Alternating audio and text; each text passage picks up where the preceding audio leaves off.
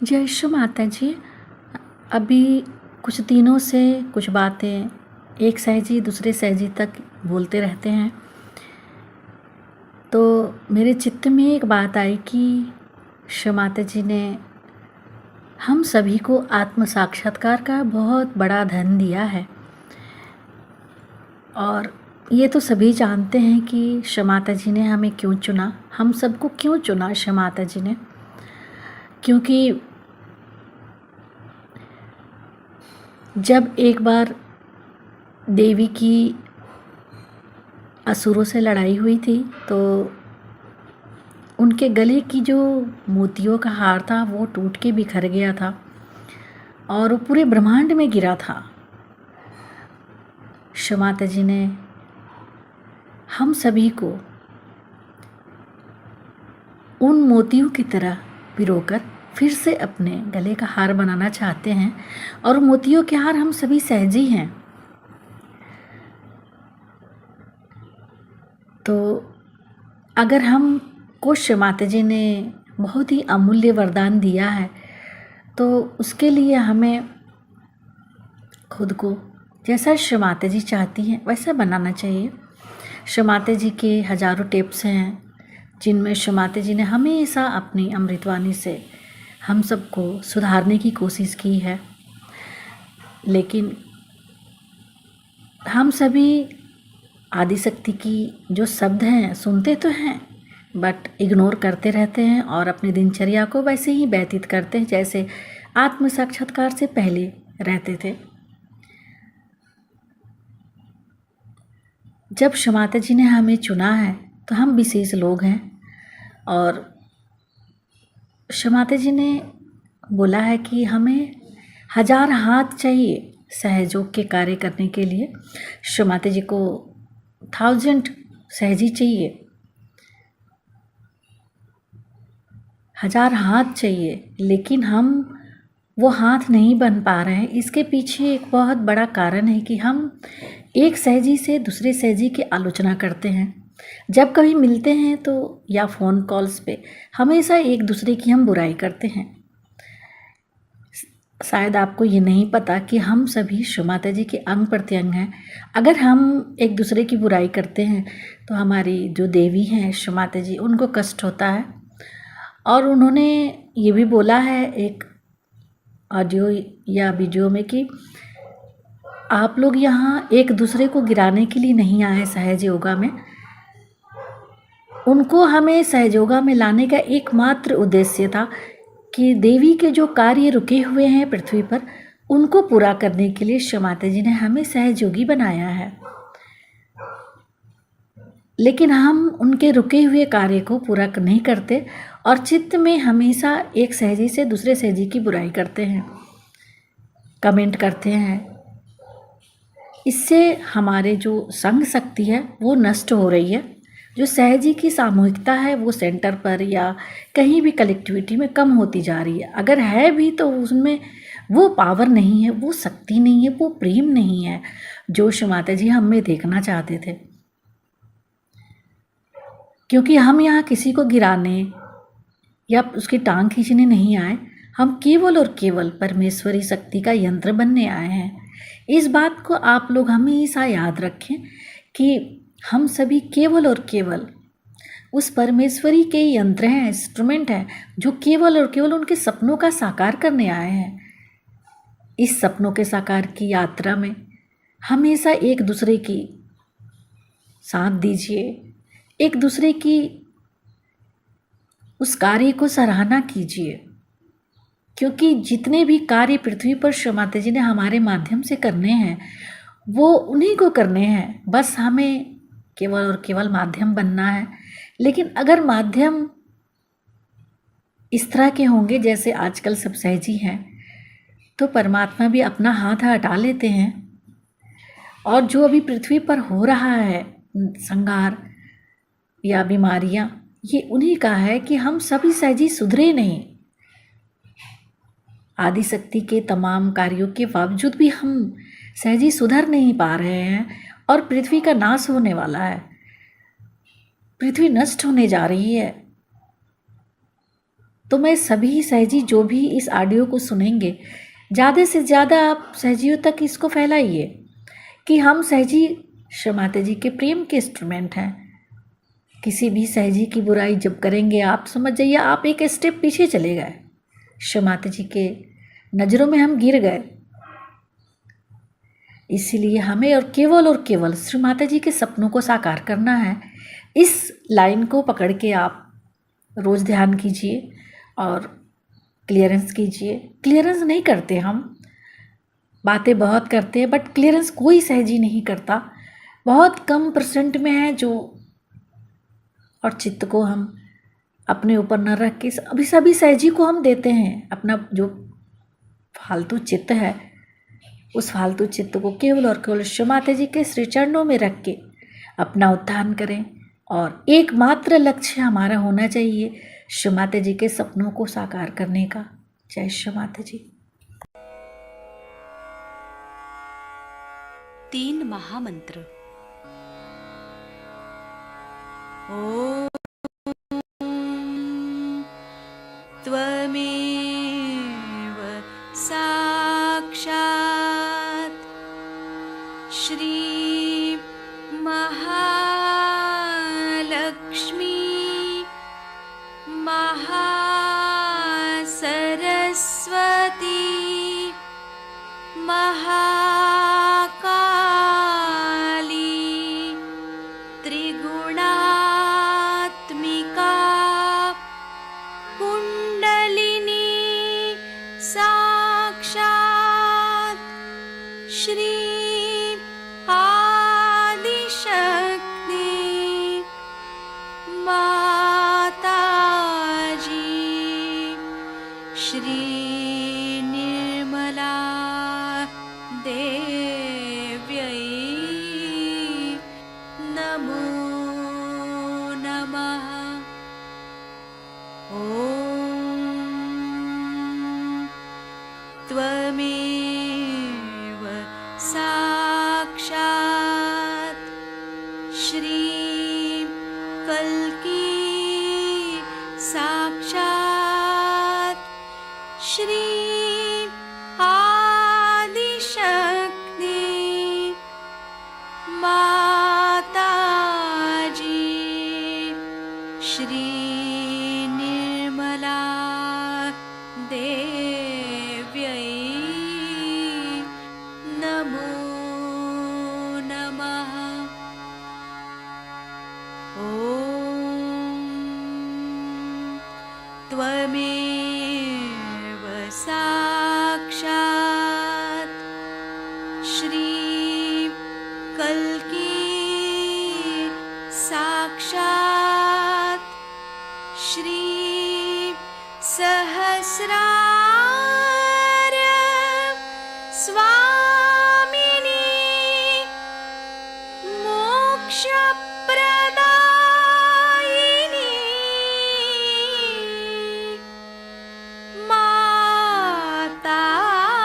माताजी श्री निर्मला देव्यै नमो नमः। श्री गणेश मंत्र।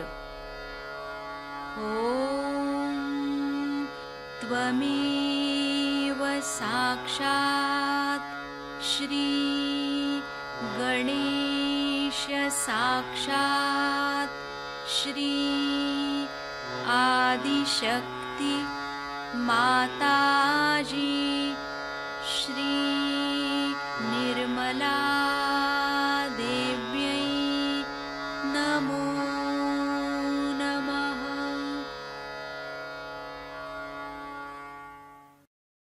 जय श्री माता जी।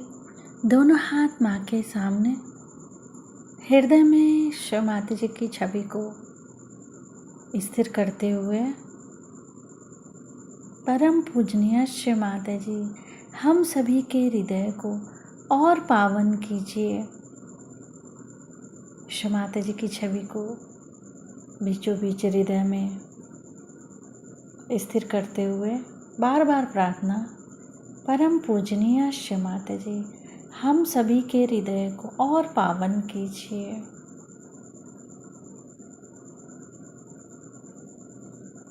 माँ के श्री चरण कमल, श्री माता जी के श्री चरण कमलों को बीचों बीच हृदय में देखेंगे। परम पूजनीय श्री माता जी, हम सभी के हृदय में श्री जगदम्बा स्वरूप में संपूर्ण शक्तियों के साथ अपने श्री चरण कमल लेकर आइए।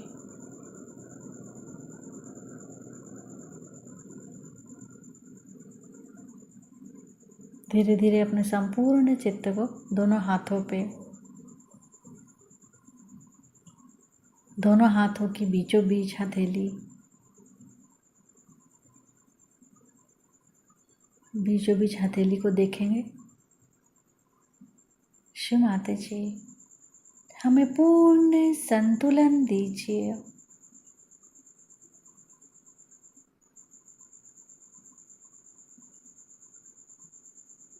धीरे धीरे अपने संपूर्ण चित्त को अपने पिंगला नाड़ी पे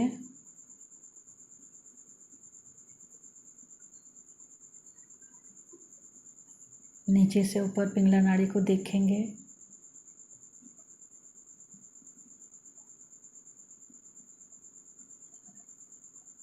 श्री माता जी, आप ही तो श्री महासरस्वती भी हैं। हमारे पिंगला नाड़ी में इनकी शक्ति को पूर्ण जागृत कीजिए।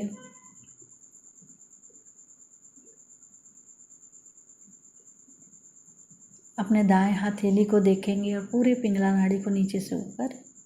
श्री माता जी, आप ही करता है, आप ही करविता है। कृपा करके हमारे अंदर से समस्त कर्ता भाव समाप्त कीजिए।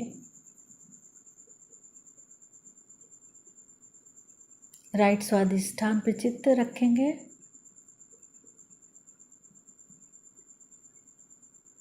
राइट स्वादिष्ठान से सिर के तालु भाग को जोड़ेंगे।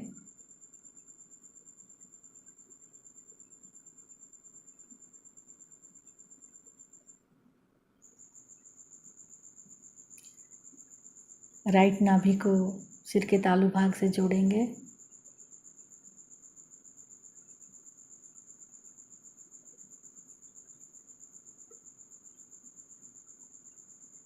राइट हृदय को सिर के तालु भाग से मिलाएंगे।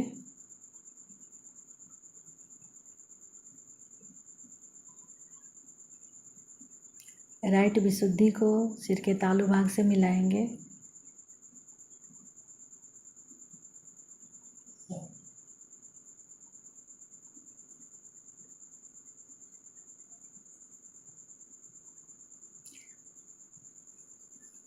राइट आज्ञा को सिर के तालु भाग से जोड़ेंगे।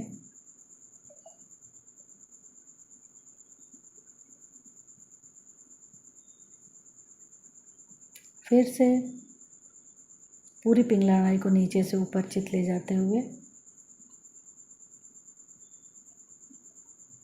शिव माता जी, हमें पूर्ण संतुलन दीजिए। चित्त को सिर के तालु भाग पर स्थिर करते हुए श्री निर्विचारिता मंत्र ओम त्वमेव साक्षात् श्री निर्विचारिता साक्षात् श्री आदि शक्ति माता जी श्री निर्मला देव्यै नमो नमः। अंदर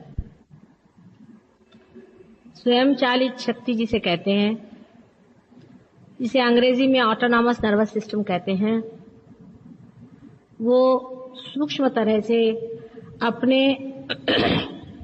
पीठ के रीढ़ के हड्डी के अंदर मज्जारज्जु में, स्पाइनल कॉर्ड के अंदर, मेडुला ऑब्लोंगेटा में स्थित है। मैंने आपसे बताया था कि ये 3 सूक्ष्म शक्तियां हैं जिनसे हमारी ऑटोनॉमस नर्वस सिस्टम चलती है,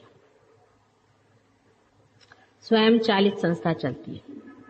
वो 2 शक्तियां जो कि लेफ्ट में और राइट में हैं, एक का नाम ईड़ा और दूसरी का पिंगला है।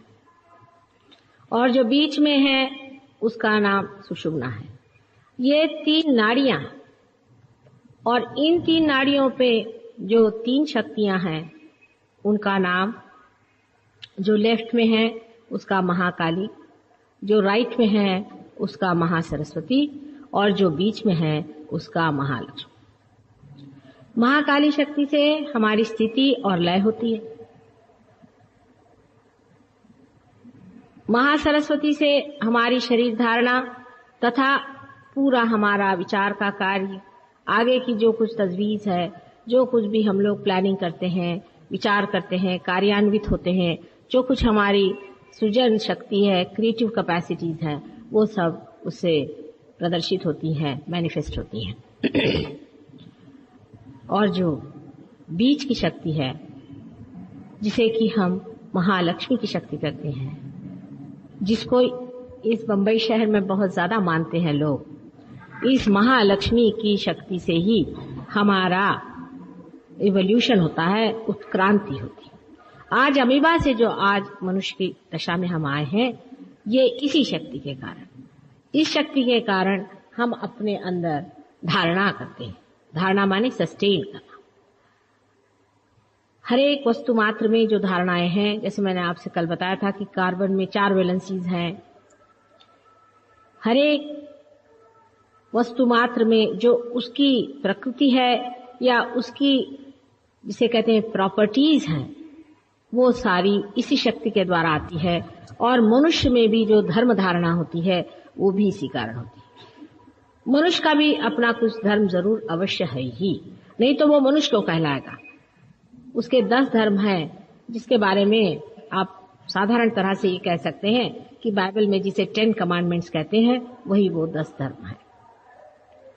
इन 10 धर्मों के अनेक और सूक्ष्म स्वरूप हैं, जिसके बारे में हमारे शास्त्रों में आदिकाल से अनेक ऋषि मुनियों ने पता लगाकर उस पर काफी कुछ लिखा हुआ है। कल मैं आपसे आखिरी बार जो बता रही थी वो धर्म के बारे में, क्योंकि हम लोग तीनों चक्रों का वर्णन करते हुए जब नाभि चक्र पे आए तो मैंने कहा था कि लक्ष्मी जी का धर्म से बहुत नजदीक संबंध है, क्योंकि हमारे पेट में धर्म होता है। धर्म विचार में नहीं होता है। जो मनुष्य विचार से धर्म करता है वो धार्मिक नहीं है। धर्म विचार से नहीं होता है, अपने पेट में होता है।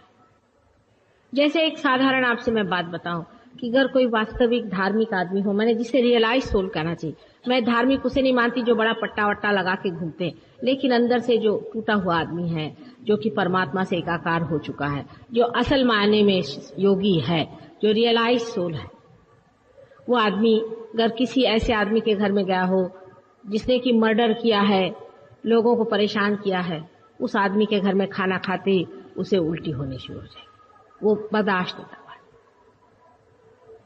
वो किसी भी नग्न स्त्री को देख नहीं पाएगा, उसको देखते साथ उसके अंदर से उल्टी आ जाएगी, उसका पेट उसे बर्दाश्त नहीं कर पाएगा। आप में से भी बहुत से लोग ऐसे होंगे कि वो किसी किसी के घर का खाना ही नहीं खा सकते, उनके घर में जाते होंगे तो उनको उल्टी ही आती होगी। इसका कारण कोई बता नहीं सकता। इसका सीधा कारण यह है कि आपका धर्म उस धर्म से मेल नहीं खा रहा जो उस घर में। बहुत सारी बातें इस प्रकार आपने अपने जीवन में भी अनुभव की होगी, जिसका उत्तर आपने पाया नहीं होगा। जब हमारा धर्म शिथिल हो जाता है या जब मनुष्य का धर्म गिरने लग जाता है, जिस वक्त उसके धर्म की हानि होने लग जाती है, धीरे धीरे वो कॉम्प्रोमाइज करने लगता है जिंदगी के साथ। जब उसका कॉम्प्रोमाइज शुरू हो जाता है, धीरे धीरे वो कमजोर होता जाता है। जैसे ही वो कमजोर हो जाता है, कभी कभी उस पर कुछ पिशाच भी आ जाते हैं, कभी कभी वही स्वयं एक पिशाच हो जाता है। मनुष्य जब धर्म से गिर जाता है तो वो राक्षस योनि में ही उतर सकता है, क्योंकि जानवरों की योनि में तो अब वो जा नहीं सकता और देवताओं की योनि में जा नहीं सकता। तो जब वो मनुष्य होकर के और अपने धर्म से च्युत हो जाता है, तब वो कहाँ जाएगा? उसको राक्षस योनि में ही जाना पड़ता है या उसे नर्क की गति में जाना पड़ता है। अब नर्क है या नहीं, इसकी कोई सिद्धता है कि नहीं, इसका प्रूफ क्या है, साइंटिफिकली माता जी दिखाइए, सो बात हो नहीं सकती। लेकिन हाँ, ये बात जरूर है कि आपको मैंने आज भी सवेरे दिखाया है और कल भी दिखाया है कुंडलिनी का स्पंदन, जिससे आप देख सकते हैं। कुंडलिनी का स्पंदन आप देख सकते हैं अपने आंख से, हालांकि अभी तक आप पार नहीं हुए, और जो लोग पार हो गए हैं उन्होंने भी उस शांति को अनुभव कर लिया जिसकी मैं बात कर रही हूँ, उस निर्विचारिता की, जहां मनुष्य साइलेंट हो जाता है, अंदर सब विचार उसके रुक जाते हैं और वो साक्षी होकर के देखने लग जाता है। ये घटना घटित होती है। इसका कौन सा साइंटिफिक प्रूफ देख सकते हैं जो कि आप ही के अंदर घटित होती है? समझ लीजिए कोई अच्छा सुंदर आप संगीत सुन रहे हैं और आप कहें इसका आनंद आ रहा है, इसकी साइंटिफिक कोई वो दीजिए, तो कैसे देंगे? आप हो जाते हैं, आपके अंदर ये घटना हो जाती है और आपके अंदर से ठंडी ठंडी सी लहरें चलने लगती है। ये कल आप में से बहुत लोगों को हुआ और उन्होंने इसका अनुभव भी लिया और बहुतों को उसका फायदा भी हुआ होगा और आगे भी इसमें आगे बढ़ना चाहिए। जिन लोगों ने गहराई से इस बात को पकड़ा और आगे चले हैं, वो आज कहां से कहां पहुंच गए। संसार में रहते ही हुए वो कितने ही ऋषि मुनियों से ऊंचे हो गए हैं और कितने ही लोगों को वो पार भी करें और कितने ही को वो ठीक भी करें। कैंसर जैसी बीमारियां भी हमारे यहाँ, एक साधारण स्कूल के शिक्षक हैं, उन्होंने कितने लोगों का कैंसर ठीक किया और बहुत पहुंचे हुए आदमी है, हालांकि वो बहुत ही साधारण एक शिक्षक है, बहुत पहुंच गए हैं और कुंडलिनी शास्त्र में एकदम उसके बिल्कुल समझ लीजिए कि बड़े समझदार, इतना उनमें ज्ञान आ गया है कुंडलिनी शास्त्र पे कि आप आश्चर्यचकित हो जाएंगे कि इस इंसान के अंदर इतना ज्ञान कहां से आया। अभी तक तो आपने कुछ जाना ही नहीं। जब जानना शुरू हो जाता है तो प्रगाढ़ ज्ञान जितना भी है सब अंदर से बहना शुरू होता है, क्योंकि पहले शक्ति आनी चाहिए जानने की, जिसमें जानने की शक्ति नहीं, अगर आपके अंदर सुनने की शक्ति नहीं तो आप क्या समझ पाएंगे मैं क्या कह रही हूँ। आपके अंदर अगर देखने की शक्ति नहीं तो आप क्या देख पाएंगे जो मैं दिखा रही हूँ। इसलिए पहले वो सूक्ष्मतर आपकी चेतना हुए बगैर ये कार्य हो नहीं सकता। कल एक साहब आए थे, वो मुझसे कहने लगे कि मेरे भाई की तबीयत, एक आपके शिष्य है, वो ठीक नहीं कर पाए और हमें कोई आपके प्रति श्रद्धा नहीं है। तो मैंने कहा, भाई अगर तुम्हें मेरे प्रति श्रद्धा भी नहीं है तो तुम यहाँ किस सिलसिले में आए? अगर तुम्हारे भाई को मैं ठीक करूं तो तुम मेरे पर श्रद्धा रखो, ये अच्छी जबरदस्ती है। मैंने कोई आपसे रुपया पैसा नहीं लिया, आपका क्या मेरे ऊपर अधिकार है कि मुझसे आप कहें कि मैं आपके भाई को ठीक करूं? आप इतने अधिकार से मुझसे कह रहे हैं कि मेरी कुंडलिनी आप जागरूक कर दीजिए, तो आखिर कोई अधिकार क्या चीज का है? आपका अधिकार यही है कि आपने मुझे मां माना, आपने मेरे ऊपर श्रद्धा रखी, नहीं तो आपसे तो मुझे कुछ लेने का है ही नहीं, ना आप कुछ मुझे दे सकते। लेकिन अगर आपके अंदर जरा भी श्रद्धा नहीं तो आप ही सोचिए, ये जो सारे देवता बैठे हुए चक्रों पे हैं, ये क्या इस बात को मान्य कर लेंगे कि आपका कोई भी विश्वास मुझ पर न हो, कोई भी विश्वास इन देवताओं पे नहीं हो, भगवान पे कोई विश्वास नहीं हो, सबको आप सुबह शाम गालियां दे रहे हैं और वो क्या आपके लिए दौड़ दौड़ के काम करेंगे? अरे एक साधारण अधिकारी कोई होता है तो उसका इतना प्रोटोकॉल होता है, तो उस परमात्मा का कितना प्रोटोकॉल होगा।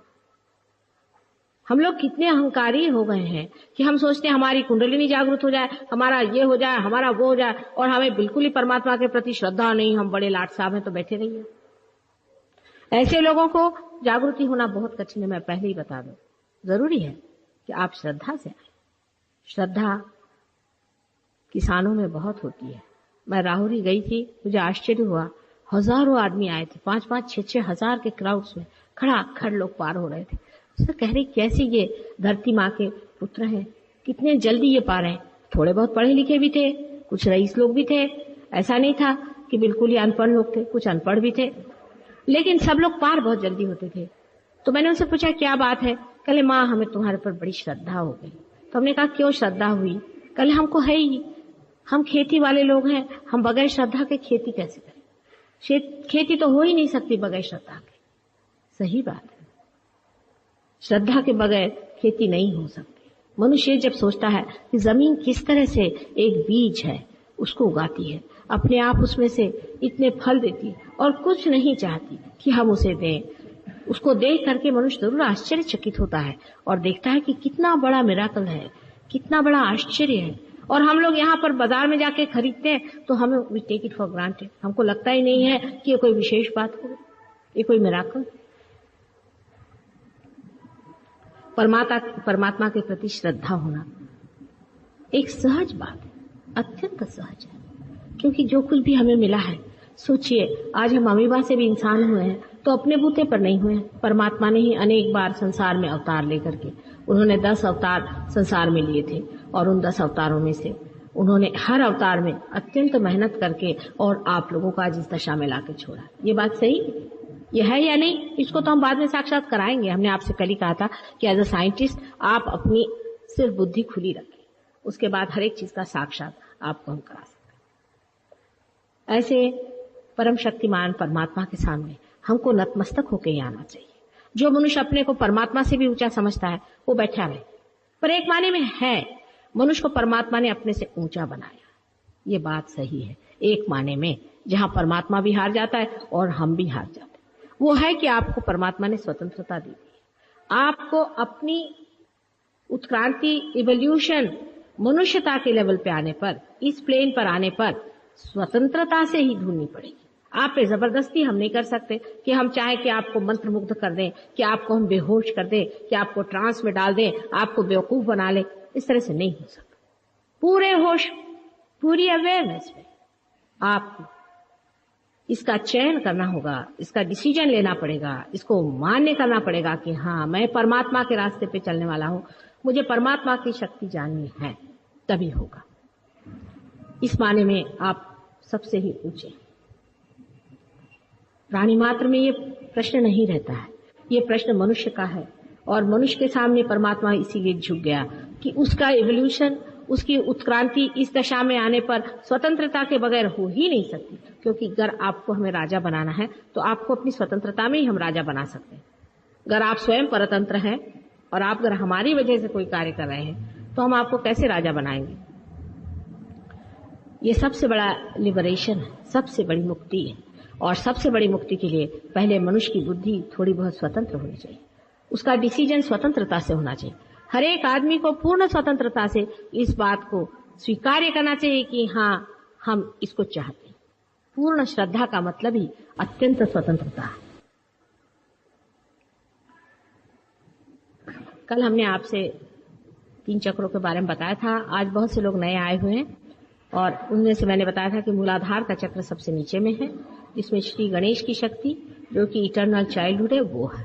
और इसका जो महत्वपूर्ण पॉइंट मैंने बताया था कि मूलाधार जो देवी जी का, गौरी जी का, या जिसे कहना चाहिए कुंडलिनी शक्ति का स्थान है त्रिकोणाकार, उससे नीचे, ऊपर नहीं, उससे नीचे। सो कुंडलिनी को अगर उठाना है तो मूलाधार चक्र को नहीं छूना चाहिए, जिससे सेक्स कंट्रोल होता है।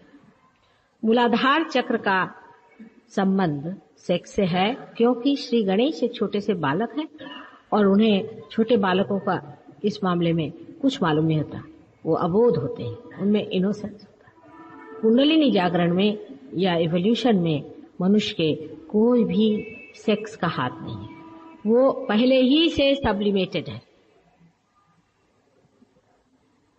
किंतु मनुष्य का इस वक्त उल्टा ही संबंध है। वो ऐसा कि जब वो परमात्मा के सामने अपने हाथ फैलाए और ये चाहे कि अपनी कुंडलिनी जागृत हो, तो वो जान ले कि कुंडलिनी मेरी माँ है, सदा सर्वदा मेरे साथ रहने वाली मेरी पवित्र माँ है, और उसके प्रति अत्यंत पवित्र बालक जैसे उनके प्रति अपना विचार रखें, जैसे श्री गणेश का गौरी जी के प्रति था। बाद में अपने देश में तांत्रिक लोगों ने आकर के यही सारा भी प्रयास कर दिया। कभी अगर टाइम हो गया तो उस पर भी बताऊंगी मैं तांत्रिक पर बात यह कि यही भी प्रयास करके उन लोगों ने सारा सर्वनाश इस देश में फैलाया। लेकिन जो सत्य होता है वो अटूट रहता है, बना रहता है। अपना देश भारतवर्ष वास्तविक योग भूमि है, इतनी बड़ी योग भूमि है कि यहाँ पर कोई भी मिथ्या ज्यादा देर नहीं चल सकता, ये बात सही। और इसीलिए आज भी इस देश में ये कार्य हो सका है। नहीं तो इस देश में अनेक प्रयत्न हुए हैं कि इस देश की पवित्रता टूट जाए, लेकिन टूट नहीं सकी। अनेकों ने किया, अभी तक ऐसे बहुत से लोग हुए हैं कि जो गंदी बातें फैला रहे हैं, लेकिन ये देश उस तरह से नहीं टूट सका जैसे कि पाश्चिमात्य देशों में पूरी तरह से नष्ट भ्रष्ट हो गए। कितनी कमाल की बात है कि हमारे देश में अभी तक ये पवित्रता का संबंध माँ बेटे का बना हुआ।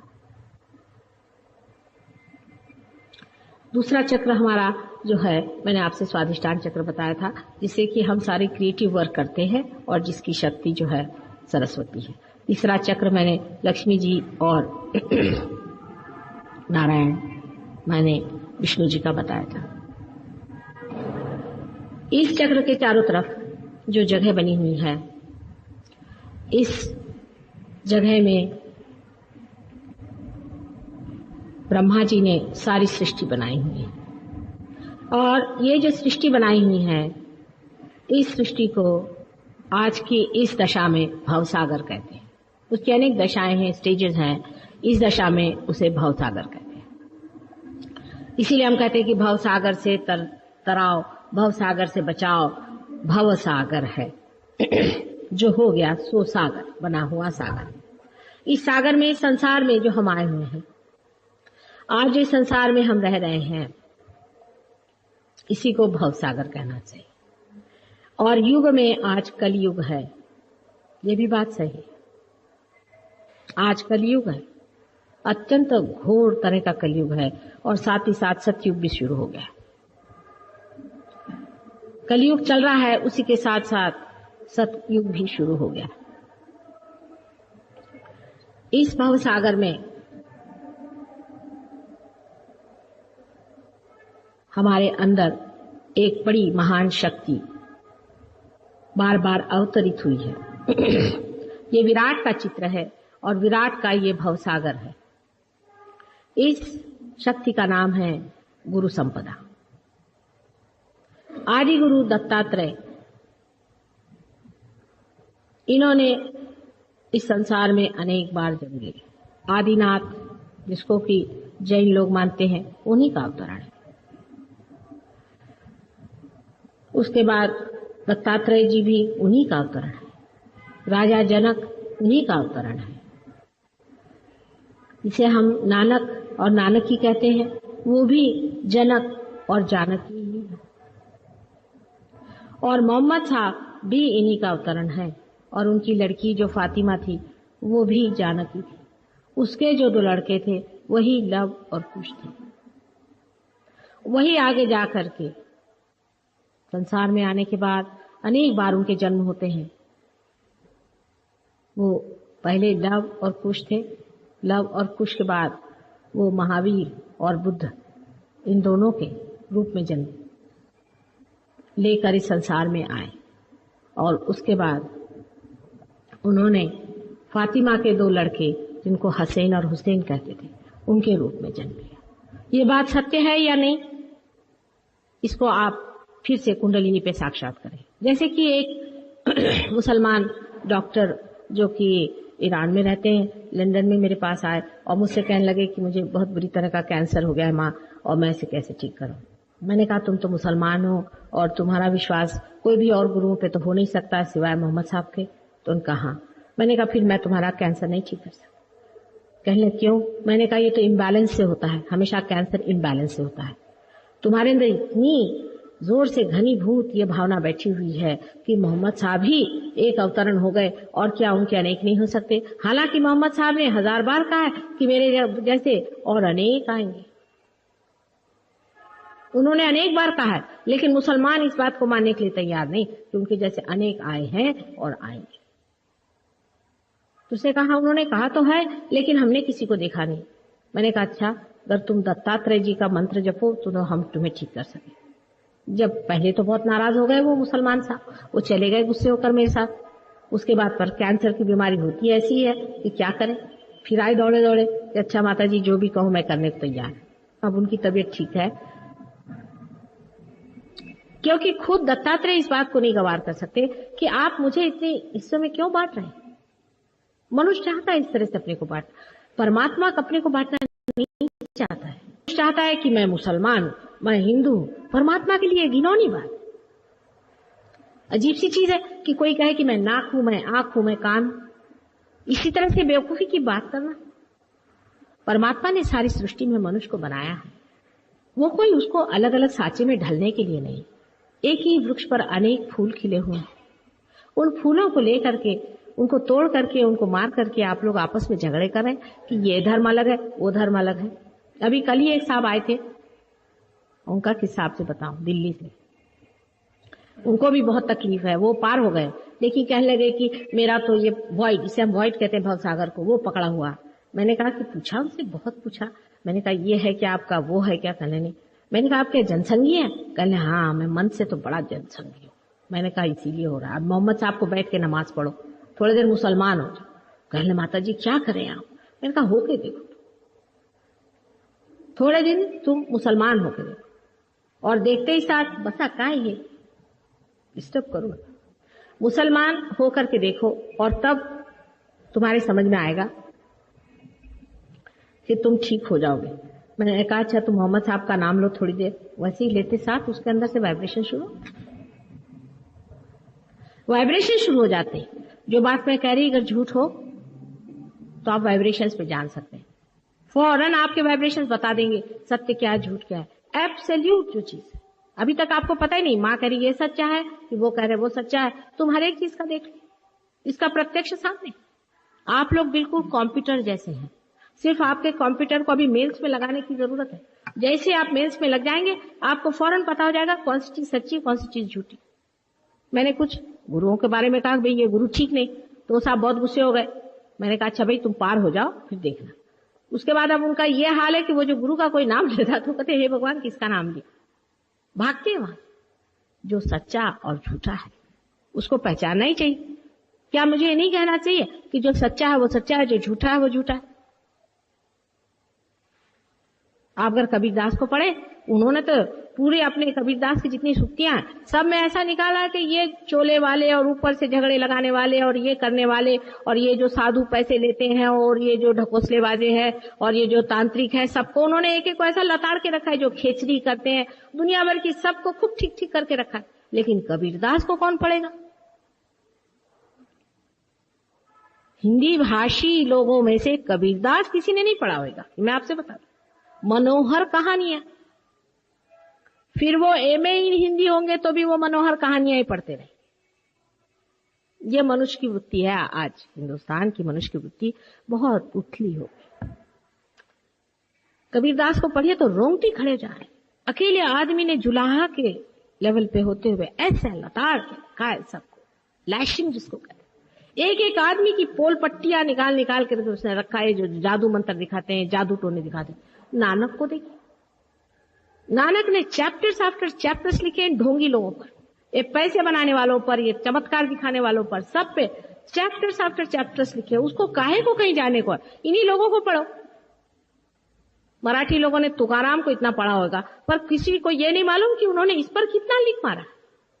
और मालूम भी होगा तो भी आंख बंद करके, आमचे गुरु आहेत, वो तो मराठियों के तो ऐसा स्टैम्प पोस्ट जैसे गुरु चिपक जाते, उसको आप बोल नहीं सकते। फिर तुमचे गुरु कौन? तो वो वहां के गुरु है। अच्छा उनका क्या नाम? अब आपने उनको मान लिया। और क्या वो मेरी बीबी को लेके भाग गए तो भी हर्जा नहीं, मेरे लिए वो मां हो गई। और गुजरातियों को तो टाइम ही नहीं, सब पैसा इकट्ठा कर। भगवान भगवान का बड़ा बहुत दीप दाप दिखा दिया, हो गया काम खत्म। चलो इस दशा में हम लोग आ गए हैं, इस योग भूमि में इतनी गंभीरता पूर्वक, जिस देश में हमारा रहन सहन है, जहां हम रहते हैं, वहां हमें कितना गंभीर होना चाहिए, कितनी परमात्मा की हमें लगन होनी चाहिए, कितने उसमें गहरा उतरना चाहिए, उसका विचार किसी को भी नहीं। किसी को टाइम ही नहीं भगवान के लिए। सारे धंधे करने को टाइम है, भगवान के लिए टाइम नहीं। और उसी में सारा आनंद है बेटी, और कहीं आनंद नहीं। मैं तुमसे सच सच बता दूं, तुम कोई भी चीज ढूंढ लो, यही गुरु संपदा अपने भारतवर्ष में अत्यंत बलवती थी। और जगह भी हुए बड़े बड़े गुरु, कोई नहीं कह सकता कि कन्फ्यूशियस उसी के एक अवतरण है। और भी जगह बहुत बड़े बड़े गुरु हैं, लेकिन अपने देश में बहुत बड़ी संपदा हो। ज्ञानेश्वर जी हो गए, कितने बड़े बड़े गुरु हो गए, रामदास स्वामी हो गए, लेकिन उनका असर हमारे पर कितना आया कि सिर्फ गाना गाना, उनके भजन लेकर के सुबह से शाम गाते रहना कि घट ही खोजो भाई, घट ही खोजो भाई, घट ही खोजो भाई। अरे भाई ये तो उन्होंने प्रिस्क्रिप्शन दिया कि घट को खोजो, तुम लोग वही गाते फिर रहे हो कि घट ही खोजो, घट ही खोजो। अब खोजोगे कब? कबीरदास का भजन बहुत शौक से लोग गाते हैं। उन्होंने गाया है कि शून्य शिखर पर अनहद बाजी रे। बिल्कुल कुंडलिनी का सारा वर्णन देख चुके हैं, मतलब कोई नई बात थोड़ी ना मैं कहने वाली हूं आपसे। सारा उन्होंने ईड़ा पिंगला सुखमन नाड़ी रे सब उन्होंने गा दिया है, कह दिया। वो बैठकर हारमोनियम लेके तबला बजा बजा करके खूब जोर जोर से लोग गाएंगे। अरे भाई गा क्या रहे हो कबीर दास, क्या गा रहे हो, उसमें क्या लिखा?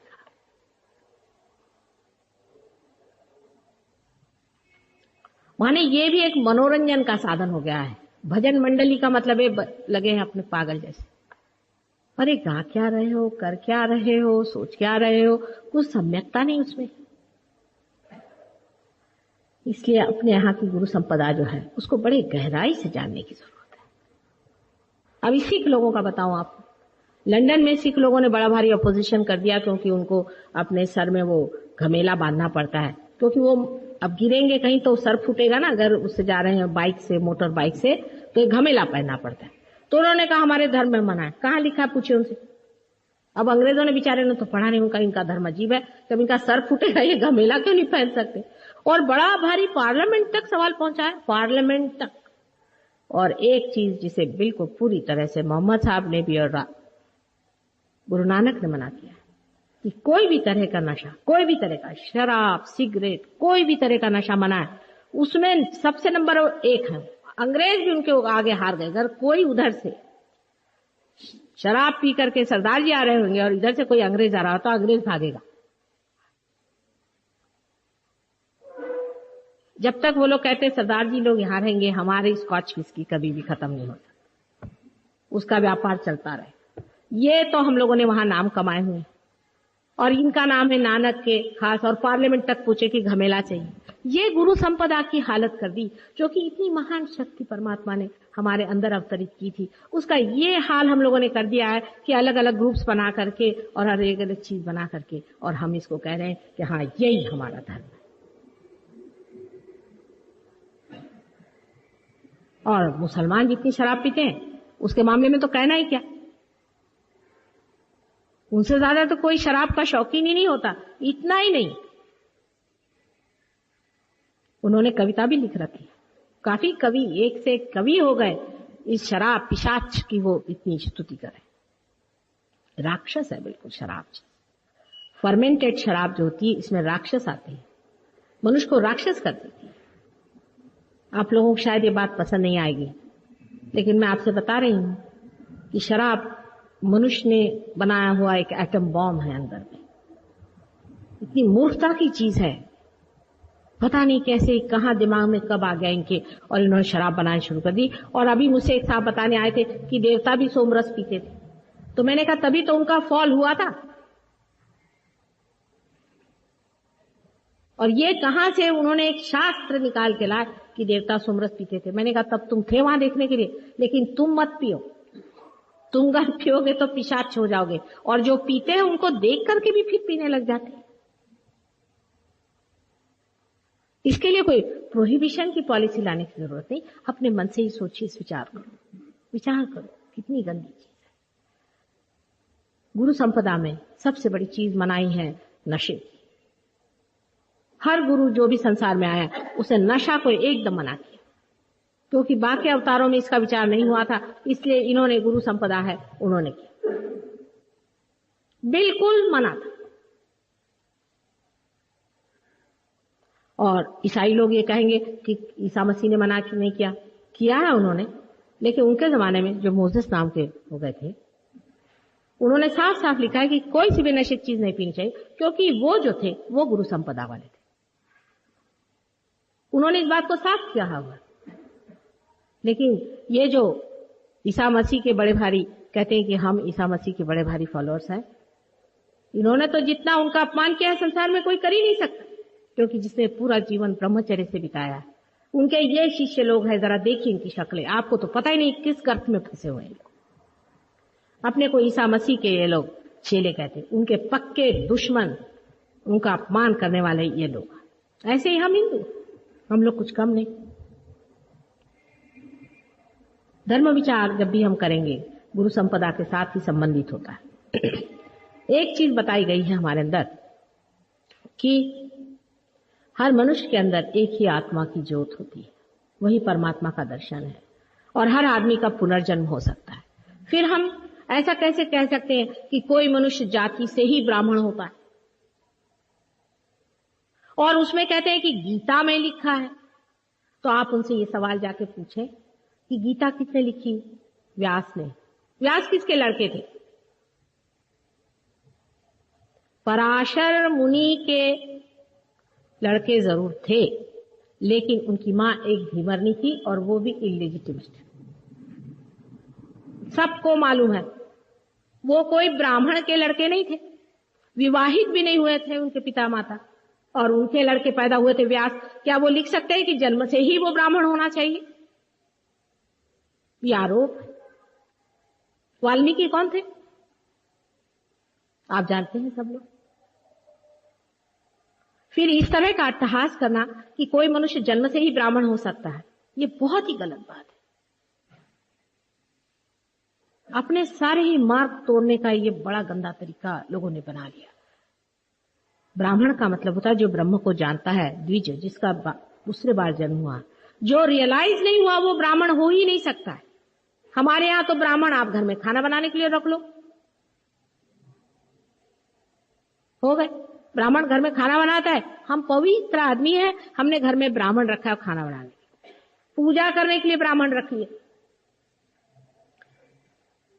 भाड़ोत्री ब्राह्मण नहीं हो सकता। ब्राह्मण एक दशा है, एक वृत्ति है जो ब्रह्म को खोज रहा है। आप सब ब्राह्मण हैं क्योंकि आप ब्रह्म को खोजते मेरे पास आए। जो ब्रह्म को खोजता है वो ब्राह्मण है, जो सत्ता को खोजता वो क्षत्रिय है। इस प्रकार वृत्ति पर अवलंबित है ये सारा। लेकिन हिंदुस्तान में इसकी इतनी गंदी प्रथाएं चलती आए, इस कारण हम लोगों ने अपने गुरुजनों को सताया है। ज्ञानेश्वर जी को, क्योंकि वो सन्यासी के लड़के थे, ऐसा इन लोगों का कहना था, उनके प्राण ले लिए। अभी अभी तक जो साईनाथ हमारे शिरडी में हो गए, जो कि स्वयं साक्षात दत्तात्रेय के अवतार थे, उनको इसलिए सताया गया कि वो मुसलमान है। और अभी जब वो मर गए तो उनके सामने उन्हीं के दुश्मन, वही लोग जिन्होंने उनको सताया था, इतने बड़े बड़े पेट निकाल करके खड़े होकर उनका आरती कर रहे, पैसे बनाने के धंधे बना, चारों तरफ से उनको बंद कर दिया, वहां कुंद कर दिया। एक दिन ऐसा आएगा कि वहां से उनकी आत्मा उठ जाएगी। उनका एक बिजनेस बना दिया, परमात्मा को बेचने को निकल आए। इन गुरुओं को बेच रहे हैं हम लोग। जब वो जिंदा रहते हैं तब उनको सता सता करके मार डालते हैं। जो कुछ भी संसार का जितना भी दुष्ट क्रूर है सारा उनके साथ होता है। और जब वो खत्म हो जाते हैं, जब हम मर जाते हैं तब हमें पता होता है, क्योंकि हम कलेक्टिव सबकॉन्शियस में जाते हैं, जो मैं कल सब बताने वाली हूं आपको सवेरे। जब हम कलेक्टिव सबकॉन्शियस में जाते हैं तो हमको पता हो जाता है कि हमने ये दुष्टता करी, ये हमने क्रूरता करी। फिर आकर के उनकी भजन शुरू कर देते, और उसके साथ अगर कुछ पैसा ऐसा मिलता बहुत अच्छी बात। क्या ये धर्म का हाल बना रखा? ये धर्म संपदा हमारे भवसागर में हमारे भी अंदर है। इसलिए इसके बारे में करेक्ट आइडियाज होनी चाहिए। आदमी सबसे बड़ी करेक्ट आइडिया ये होनी चाहिए कि धर्म हमारे अंदर की इनेट चीज है, अंदर की चीज है। और हर एक बड़े बड़े धर्मों में और धर्म संस्थापकों में एक ही धर्म की शक्ति अलग अलग स्थान पर, अलग अलग जगह, अलग अलग स्वरूप में आई है। और ये कंटिन्यूअस प्रोसेस है। जैसे जैसे पेड़ में पहले मूल आता है, फिर उसकी बूंदा आता है, फिर उसकी पत्तियां आती हैं, फिर उसके फल लगते हैं, बीज आते हैं, उसके अनेक रूप में आता है, पर शक्ति उसके अंदर एक ही होती है। उसी प्रकार धर्म के वृक्ष में, महान वृक्ष में, जो कि एक ही चीज है, अनेक समय में अनेक तरह की अनेक चीजें हुई हैं, लेकिन सबके अंदर एक ही शक्ति चालित है। और हमें कोई अधिकार नहीं कि हम उसका विभाजन करें या उसको अलग अलग कह करके और हम उसके मत्तेदार बैठ जाए। हम कहें कि हम फलाने हैं और हम ढिकाने। आदि शंकराचार्य के देखिए, आज जितने शंकराचार्य बैठे हैं, एक शंकराचार्य छोड़ के बाकी सब आदि शंकराचार्य, जिन्होंने कहा था कि न योगे न सांख्य न किसी चीज से ये नहीं होने वाला है, सिर्फ मां की कृपा से ही आदमी पार हो सकता है। शंकराचार्य को बांध करके जंगल में डाल दिया और ये लोग सब सर पे सोने के चवर लगा करके घूम रहे हैं। आपको पता है सोने का छत्र चाहिए, अंदर शक्ल देखिए कैसी। शंकराचार्य का मतलब कितनी बड़ी चीज होती है। साक्षात दत्तात्रेय जी का अवतरण कहां और कहां ये आजकल के भाड़ोत्री। फिर उसका रिएक्शन आता है। ये समझ लेना चाहिए कि इस शक्ति को अगर आपने ठीक से समझा नहीं, उसका रिएक्शन आज ये आया कि हमारे यंग लड़के यहां कोई दिखाई नहीं दे रहे, सब कॉलेज में उठ करके समय बर्बाद कर रहे। कोई यहां आने वाला नहीं, उनको धर्म से कोई मतलब, सोचते हैं बेवकूफ लोग हैं हमारे माँ बाप, चलो जान दो इनको करना करने दो, हमसे कोई मतलब नहीं। वो सोचते हैं हम बड़े अक्लमंद हैं, वो भी बेवकूफी में जा रहे, एक चीज से छूटे तो दूसरे में जा रहे। लेकिन आपको भी धर्म की स्थापना करनी है, जागृति तो होनी चाहिए, पार भी होना चाहिए, लेकिन अपने विचारों में थोड़ा सा बैलेंस आप लाइए, संतुलन लाना होगा और सोचना होगा कि कोई भी एक्सट्रीम विचार अगर हम लेकर चले हैं तो सहयोग में आपको फायदा नहीं होने वाला। You have to be in the centre. कोई भी एक्सट्रीम आदमी हम सहयोग में लाभान्वित नहीं हो सकता। आप उससे बहुत ही निकट है और आपको आत्म साक्षात्कार नहीं चाहिए तो हम कुछ नहीं कर सकते। बहुत से लोग ऐसे भी हैं कि वो कहते हैं कि चाहे आत्म साक्षात्कार हो ना हो, हम तो भाई जनसंगी हैं और हम उसी से चिपक के रहेंगे, हम तो मारेंगे वहां मुसलमान मिलेगा, तो वो चिपके रहे। जब भगवान के सामने जाएंगे तो भगवान आपसे पूछेंगे कि भैया क्या बात, कल हम तो भाई जनसंगी थे और हमने गुरु बनाया तो उसको हम पैसा देते थे। अच्छा, और उसने हमसे कहा कि तुम स्मगलिंग करो चाहे कुछ करो, बस पैसा इधर दे दो मेरे पास में पर्स।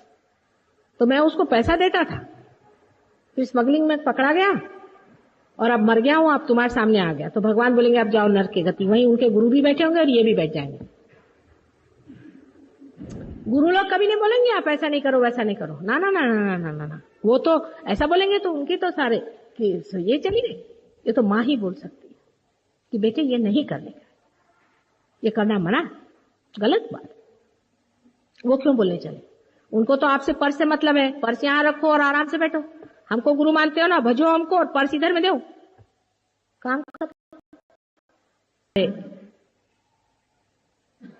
मृत्यु के बाद, परमात्मा के साक्षात के बाद क्या होगा इसका उन्हें विचार नहीं। उनको खुद भी अपना विचार नहीं है कि स्वयं उनका क्या होगा। ये पैसे और ये चीजें जो इन्होंने इकट्ठी यहां कर रखी, इसका क्या बोझा उठा करके ले जाएंगे? ये लोग खुद ही नर्क में, अति घोर नर्क में जाके बैठेंगे। इनका भी महान सत्यानाश होने वाला है, इसमें तो कोई शंका नहीं। लेकिन आपको भी साथ लेकर डूबेंगे। इनकी गठरियां इनके साथ नहीं जा सकती, ये आप जानते हैं। कोई भी आदमी पैसा आपसे मांगे अगर परमात्मा के नाम पे, तो पहले समझ लो कि यहां भगवान नहीं मिल सकता।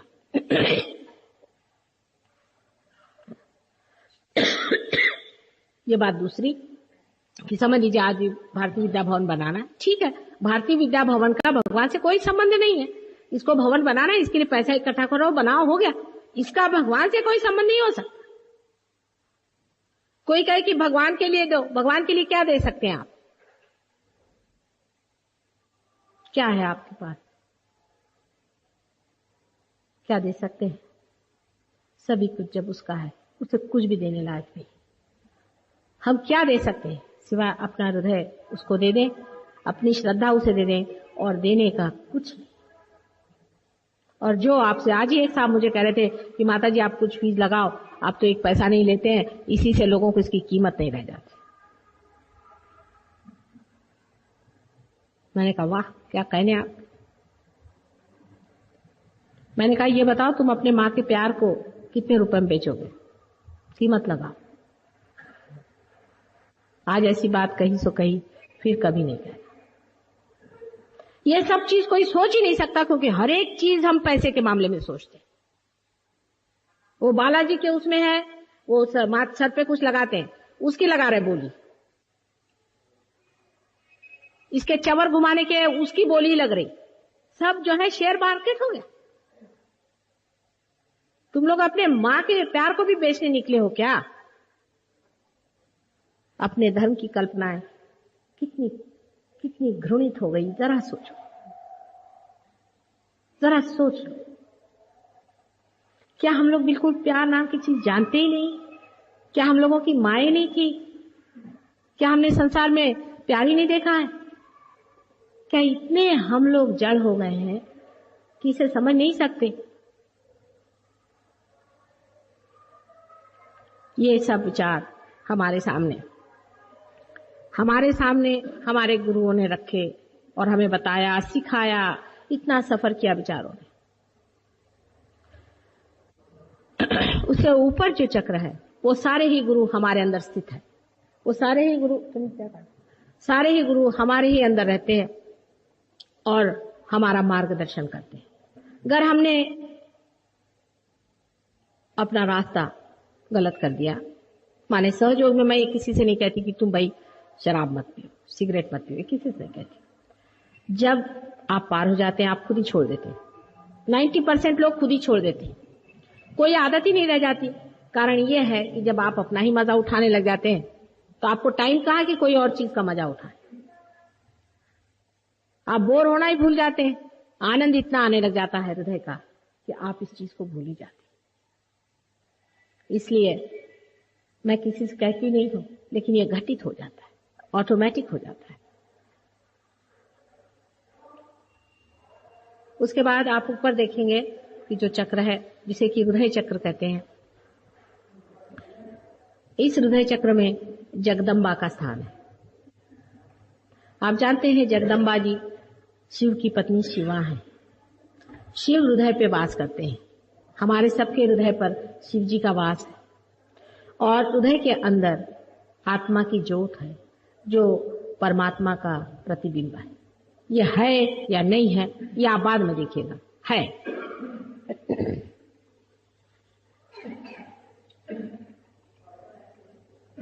इस प्रतिबिंब स्वरूप आत्म स्वरूप के अंदर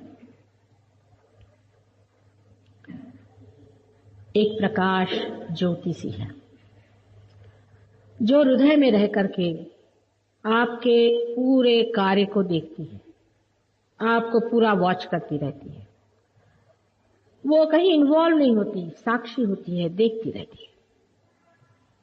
और आपके अंदर जो कुंडलिनी त्रिकोणाकार अस्थि में रखी हुई है उसके ऊपर उसका रिकॉर्डिंग होता है।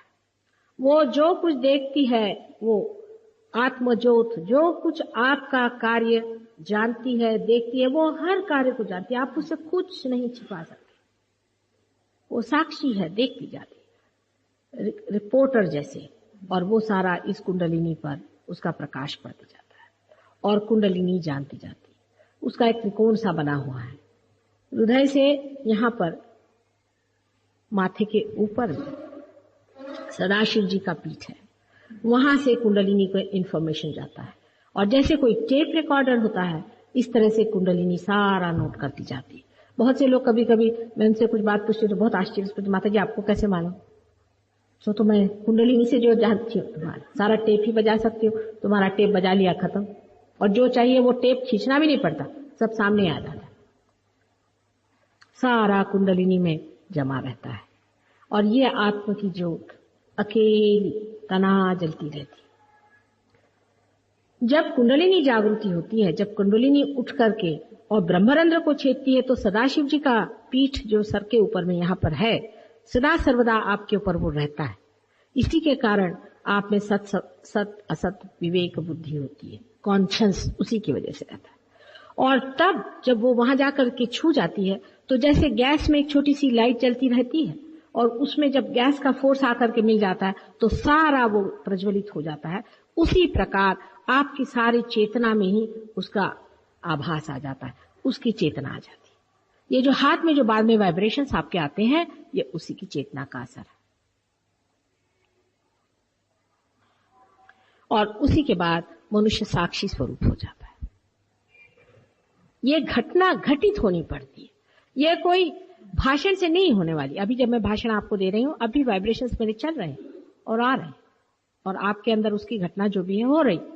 लेकिन सब लोगों जो भाषण देते हैं और ये किताबें पढ़ते हैं, उससे नहीं होने वाली। इसके लिए बड़ा अधिकारी कोई चाहिए, और अधिकारी ऐसा चाहिए कि जो प्रेम में पूरी तरह से परमात्मा से एकाकार हो।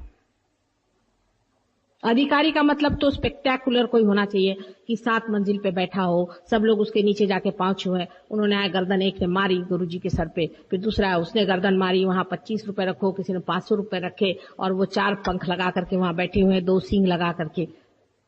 नहीं, इसका अधिकारी अत्यंत सीधा साधा होता है। हम लोग राधा जी को आदिशक्ति मानते हैं, सीता जी को मानते हैं। सीता जी में क्या विशेषता थी? हम लोग मेरी को मानते हैं, क्राइस्ट की मदर को आदिशक्ति। क्या था उनमें?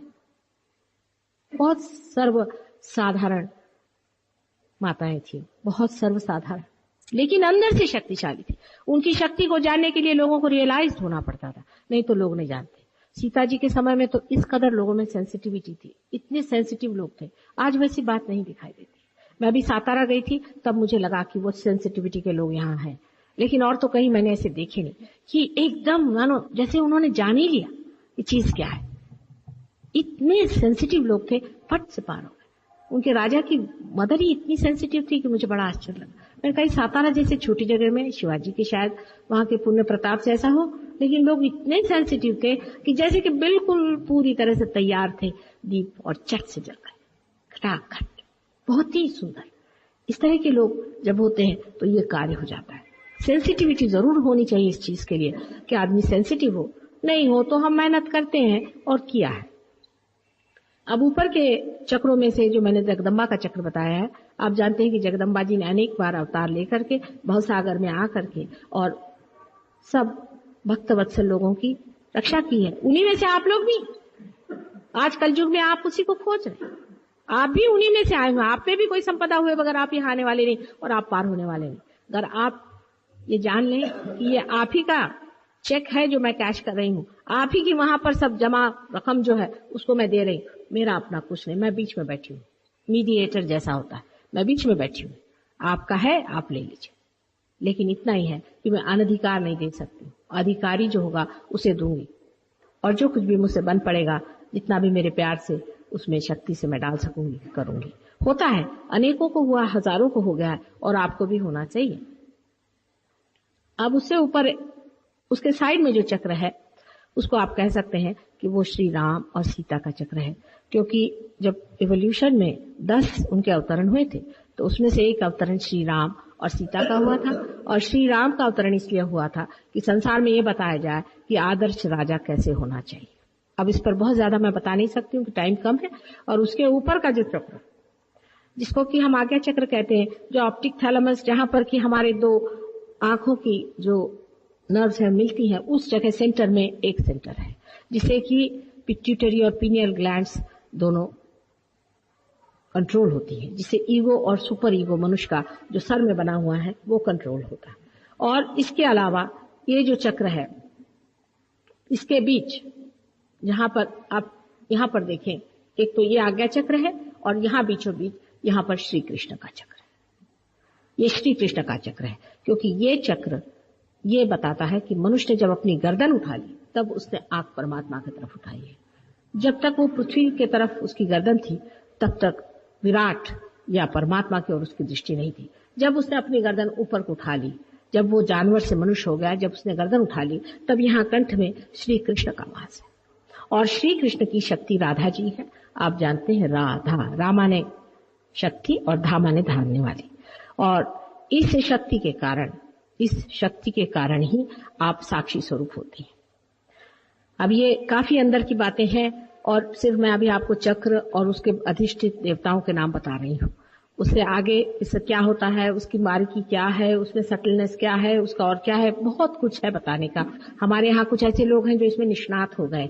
आप लोग भी प्रयत्न करें। करीबन आप अगर बार बार प्रोग्राम होते रहते हैं हमेशा भारतीय विद्या भवन में, आप लोग आए, जाने, समझे। किताब भी कुछ किसी ने लिखी हुई है, मैंने तो अभी तक कुछ लिखा नहीं, लेकिन सब लोगों ने कुछ कुछ लिखा हुआ है, उसे देखें। मेरे लेक्चर्स हैं, उनको सुने और समझें और अपने हाथ चलाएं, तब आपको पता होगा कि जो मैं कह रही हूँ वो सही है या नहीं। अब जो ऊपर का जो आज्ञा चक्र है जिसे मैंने बताया था, उसमें महाविष्णु का अवतरण है, जिसको आप अगर देवी भागवत पढ़ें तो आपको पता होगा कि महाविष्णु एक बहुत बड़ी बालक की अवतार की स्थिति है और उसमें उन्होंने श्री गणेश को ही मुख्य तत्व माना है। श्री गणेश मुख्य तत्व मान करके उस अवतार को संसार में भेजा गया था, जिनका नाम ईसा मसीह। ईसा मसीह दूसरे तीसरे कोई नहीं, श्री महाविष्णु का अवतरण है। इसके बारे में जिसको कि हम लोग बौद्धा कहते हैं, ये ईसा मसीह का अवतरण है। और उनकी जो मदर थी वो स्वयं राधा जी स्वयं। इसका प्रत्यक्ष ये है कि जीसस नाम जो उन्होंने दिया है, ये जेसु नाम है, यशोदा से है। यशोदा का नाम कहीं भी नहीं आया, इसलिए उन्होंने इसका नाम जेसु दिया। और उनका नाम जो क्राइस्ट है वो दूसरा तीसरा कोई नहीं, कृष्ण से है, क्योंकि कृष्ण ही उनके पिता थे। बार बार जो पिता का वर्णन करते हैं, आप देवी महात्म्य पढ़ें, देवी महात्म्य में इस बालक के बारे में पूरी तरह से लिखा हुआ है। सिर्फ नाम का फर्क है, उसमें महाविष्णु लिखा है और उनका नाम जीसस क्राइस्ट है। अगर आप उनको पढ़ें तो आपको बिल्कुल पता होगा कि उन्हीं का वर्णन है, पूरी तरह से उनका वर्णन है कि वो संसार में आए और उन्होंने जो कार्य किए और जिस तरह से उन्होंने क्षमा उनका मुख्य तत्व था। क्षमा के ऊपर में उन्होंने सारे ही जितने भी आयुध थे उनको क्षमा में घोल के डाल दिया कि मनुष्य के पास सबसे बड़ा आयुध उन्होंने क्षमा का दिया। अब इसकी भी सत्यता प्रचिति आपको सिर्फ कुंडलिनी जागरण में हो सकती है सब चीजों की, कि जब कुंडलिनी उगती है और जब वो रुक जाती है किसी भी चक्र पे तो उसी देवती का नाम लेना पड़ता है। अगर उसका नाम नहीं लेंगे तो कुंडलिनी ऊपर नहीं आएगी। ये आप खुद देख सकते हैं, कुंडलिनी जब ऊपर आती है धीरे धीरे आप देख सकते हैं कि चक्रों पे आपको वाइब्रेशंस आते रहेंगे। आप आंख से भी देख सकते हैं। वहां पर आपको उसी देवती का नाम लेना पड़ेगा जो मैं कह रही हूँ। अगर नाम नहीं लीजिएगा तो कुंडलिनी चढ़ेगी नहीं, और जब वो कुंडलिनी चढ़ेगी तो आप जान लीजिए कि वहां पर देवती जो है वो खुश है। उसके बाद में सहस्त्रार में कलकी का अवतरण मानते हैं। कलकी माने जो सारा ही पूरे सारे 7 चक्रों का, 7 चक्रों के जो मालिक हैं वो कलकी है, और इसलिए उनका अवतरण सहस्त्रार में मानते हैं। और ये आदि शक्ति का सबसे अत्युच्च अवतरण है, क्योंकि इसी के कारण, आदि शक्ति के कारण ही यहाँ पर सहस्त्रार को खोला जा सकता है, नहीं तो कभी नहीं खोला जा सकता। साथ ही सारे देवता इस चक्र पे विराजमान होते हैं और ये सहस्त्रार का अवतरण है। अब आपसे मैंने काफी बता दिया है इसके मामले में। अब हम थोड़ा सा ध्यान करेंगे और देखेंगे कि